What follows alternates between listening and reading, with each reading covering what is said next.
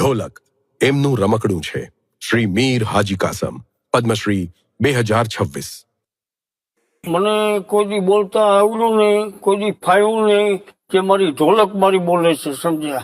એને માણસો ઓળખે છે, એના હિસાબે હાજી રમકડું કહે છે સાહેબ. જૂનાગઢ ગુજરાતના રહેવાસી હાજી કાસમે બાળપણમાં જ પોતાની માતા ગુમાવી દીધી હતી. સંગીતમય મીર સમુદાયના તેમના પિતા વિવિધ કાર્યક્રમોમાં ઢોલક વગાડીને ગુજરાન ચલાવતા હતા. નાનો હાજી કાસમ ટૂંક સમયમાં જ ઢોલક પર તેના પિતાની નકલ કરવા લાગ્યો અને સતત વગાડી એમની જેમ નિપુણ થયો.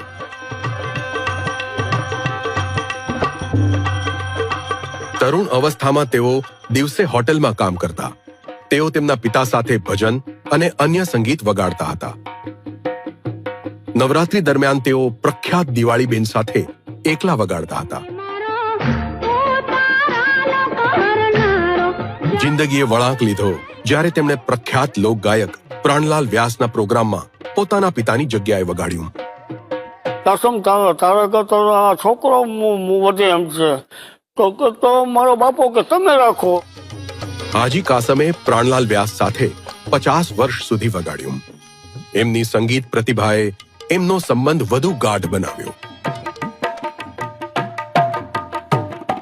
આમ હાજી ભજન, કવ્વાલી અને ગઝલ વગાડવામાં ઉસ્તાદ બન્યા. તેમણે એક અનોખી શૈલી વિકસાવી, ઢોલકને મુખ્ય એકલ વાદ્યનું સ્થાન અપાવ્યું.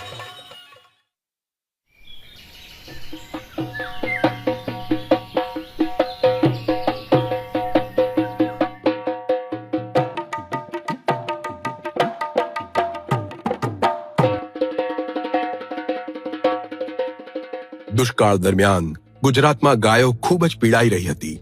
એમને ખવડાવવા માટે ઘાસચારો મળવું મુશ્કેલ થઈ ગયું હતું. હાજી કાસમે ગૌશાળા આંદોલન શરૂ કર્યું. ગાયોના ચારા માટે ભંડોળ ભેગું કરવા તેમણે લગભગ 30,000 પ્રોગ્રામ કર્યા. મારું જે પદ્મશ્રી એવોર્ડ માટે જે મને જે આપ્યું છે સાહેબ, મારું જીવન મારું ગજગજ થાય છે સાહેબ.